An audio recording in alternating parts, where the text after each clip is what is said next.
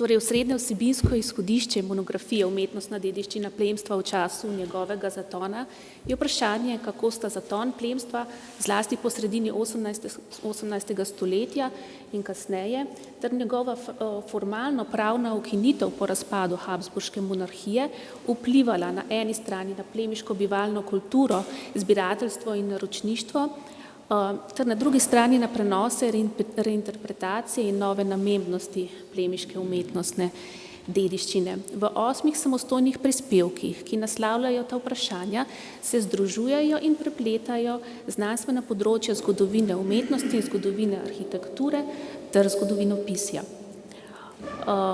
Soavtorji monografije smo raziskovalci Umetnostno-zgodovinskega inštituta Franceta Steleta in Zgodovinskega inštituta Milka Kosa ZRC SAZU ter Filozofske fakultete in Fakultete za gradbeništvo, prometno inženirstvo in arhitekturo Univerze v Mariboru. Če zdaj kar preidem k tematiki prispevkov, na kratko. Torej, študija Igorja Sapača prinaša prvo poglobljeno analizo gradbenih faz in kasnejših prenov nekdaj enega najimpozantnejših renesančnih dvorcev na Štajerskem, danes žal povsem degradiranega in zapuščenega dvorca Črnci pri Apačah, po zadnjih lastnikih slovitih dunajskih trgovcih s kavo poimenovanega tudi Majlnov dvorec. Polona Vidmar z analizo fideikommisnih spisov grofov Gajsruk v Štajerskem deželnem arhivu osvetljuje ozadje nastanka štukatur v dvorcu Nove Celje in družbene povezave vpletenih štukaterjev.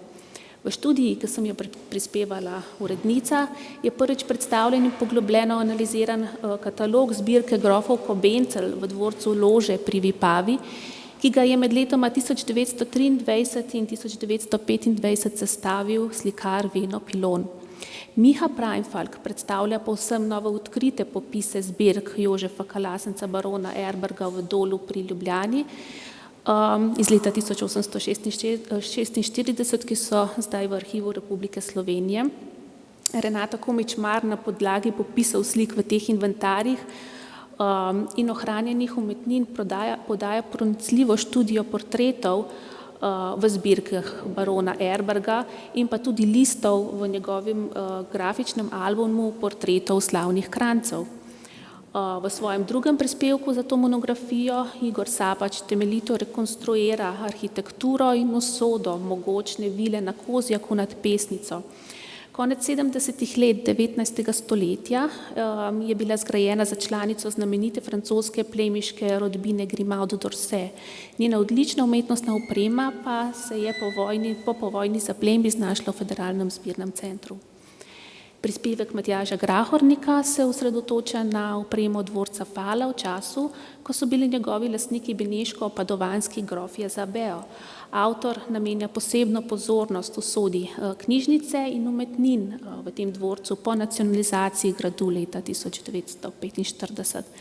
Problematiki prenove in revitalizacije gradov se posveča tudi Franciji Lazarini, ki podaja analizo prenov ljubljanskega gradu in nerealiziranih predlogov zanje med obema in po drugi svetovni vojni. Študijo odlikuje velika mera interdisciplinarnosti in kombiniranje metodoloških pristopov, kar so omogočili različni raziskovalni profili avtorjev. Knjiga je bogato ilustrirana z več kot 300 reprodukcijami, vključuje pa tudi okrog 30 na novo izdelanih arhitekturnih izrisov in vizualizacij ter transkripcije arhivskega gradiva. Kot taka je pomembno izhodišče za nadaljnje raziskave plemiške umetnostne dediščine in upamo tudi za njeno ohranjanje. Hvala.